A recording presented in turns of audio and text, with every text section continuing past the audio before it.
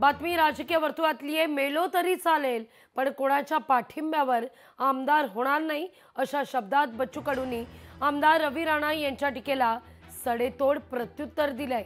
बच्चू कडूंनी उपमुख्यमंत्री एकनाथ शिंदेंची भेट घेतली असून राजकीय पुनर्वसनाची मागणी केली आहे असा दावा रवी राणा यांनी केलेला होता।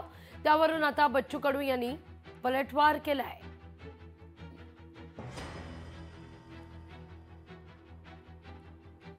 ते एकनाथ शिंदे साहेबांना भेटले, त्यांनी म्हटलं की मी आंदोलन थांबवतो, मला MLC द्या, मला कुठेतरी राजकीय पुनर्वसन माझं करा, कुठेतरी मला पद द्या, अशा प्रकारचं कमिटमेंट जर आम्हाला हे सरकार करत असेल तर मी आंदोलन हे शेतकऱ्यांसाठी मांडलेलं सोंग बंद करायला तयार आहे। अशा प्रकारचं नेहमीप्रमाणे ब्लॅकमेल सरकारला करण्याची त्यांनी पाऊल उचललेलं आहे। आज मला एवढंच म्हणणं आहे, दिवाळी आहे, दिवाळीच्या त्यांना मनापासून शुभेच्छा देतो। लख त्यांची दिवाळी जाओ, पण शेतकऱ्याच्या टाळूवरचं लोणी खाऊन स्वतः मोठं होऊ नका। बच्चू कडून एकाचाही पाठिंबा घेतला नाही आयुष्यात, आणि तुमचा स्वाभिमान पक्ष फक्त नावापुरता आहे।